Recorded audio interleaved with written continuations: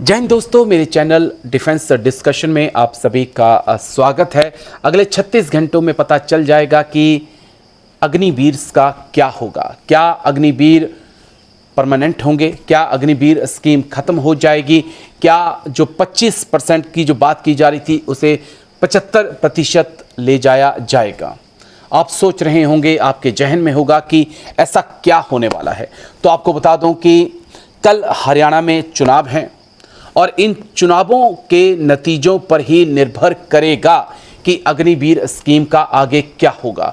मोदी सरकार जो ये पॉलिसी लेकर आई है वो वोट की चोट को बहुत अच्छे से समझती है। इसका एग्जाम्पल इतिहास में मिल चुका है। जिस वक्त यूपी में चुनाव थे और किसान आंदोलन चल रहा था, पश्चिमी यूपी के तमाम किसान वहां पर मौजूद थे। मोदी सरकार को लगा कि यूपी में सत्ता जा सकती है, तो भरे मन से प्रधानमंत्री मोदी सामने आए और अग्निवीर और तीनों कृषि कानूनों को, काले कानूनों को वापस लेने का उन्होंने फैसला किया। तो वैसी ही कुछ ताकत अगर हरियाणा का युवा, हरियाणा के पूर्व फौजी, हरियाणा के फौजी, उनके माता पिता और तमाम जवान और पहलवान और किसान देते हैं तो शायद ये अग्निवीर स्कीम 8 अक्टूबर के बाद खत्म हो सकती है। ये जो 90 सीटों पर चुनाव होने वाला है, बेहद महत्वपूर्ण चुनाव है।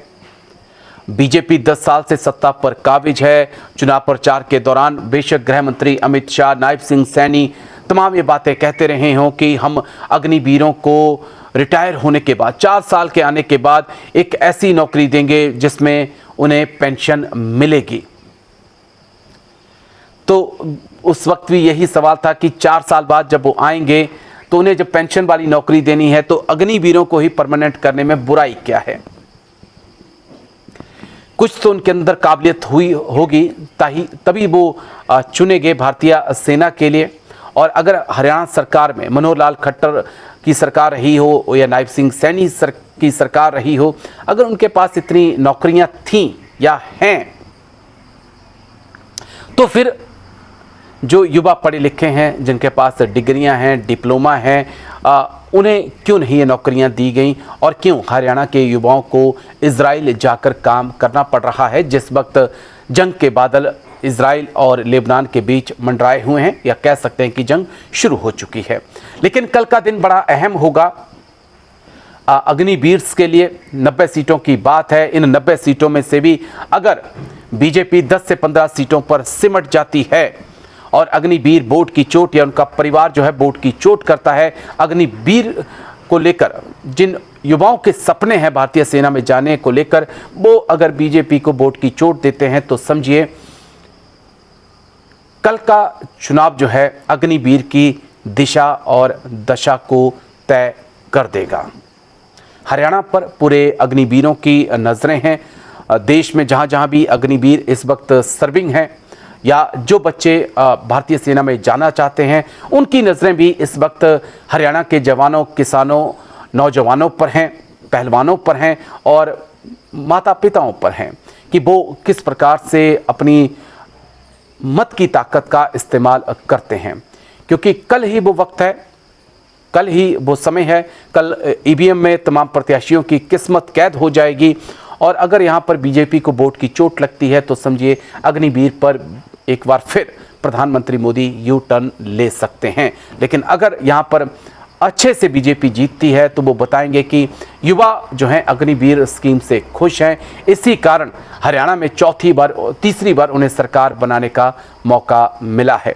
तो पूरे देश की नज़रें, पूरे देश के अग्निवीरों की नज़रें कल के चुनाव पर हैं कि हरियाणा का युवा, हरियाणा के नौजवान, किसान, पहलवान और माता पिता जो हैं किस प्रकार से वोट करते हैं और ईवीएम में जो वोट कैद होते हैं उसमें वो क्या कैद करते हैं, और 8 तारीख को जो नतीजे आएंगे वो अग्निवीर का फ्यूचर तय कर देंगे।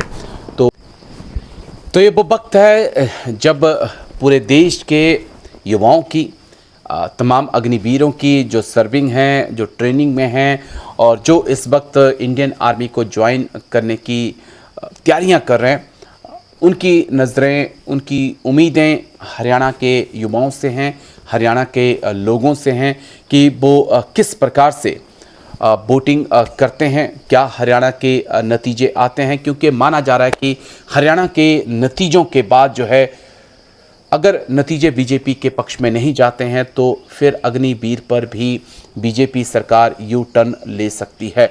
बेशक बीजेपी की तरफ से कहा जाता हो कि ये अग्निवीर की स्कीम है, लेकिन जब आप जनरल नरवणे को उनकी किताब को पढ़ेंगे तो आप एक चीज़ तो पाएंगे कि कहीं ना कहीं जो आपके सामने परोसा जा रहा है, जो आपको बताया जा रहा है, उसमें कन्फ्यूज़न है।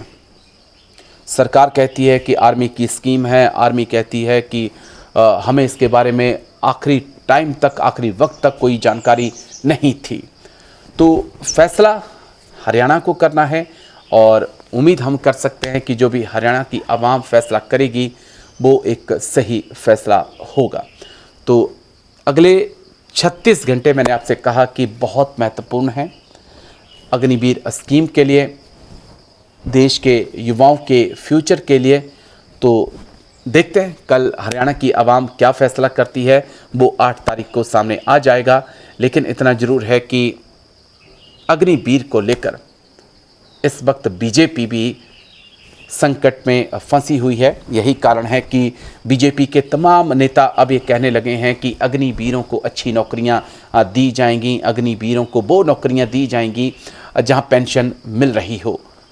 और देश के गृह मंत्री और तमाम बीजेपी के नेता ये बात कह रहे हैं, तो उनको भी पता है कि अग्निवीर का जो मुद्दा है वो हरियाणा में उन्हें एक बड़ा धक्का झटका दे सकता है। लेकिन क्या वाकई में ऐसा होगा, इसके लिए हमें थोड़ा सा इंतज़ार करना होगा। लेकिन मैंने जैसा आपसे कहा शुरुआत में ही कि अगले 36 घंटे बहुत अहम अग्निवीर स्कीम के लिए, क्योंकि कल ईवीएम में वोट कैद हो जाएंगे और जो वोट कैद होंगे वो फिर 8 तारीख को निकलकर नतीजों के रूप में सामने आएंगे। तब पता चल पाएगा कि फिर अग्निवीर का क्या होगा।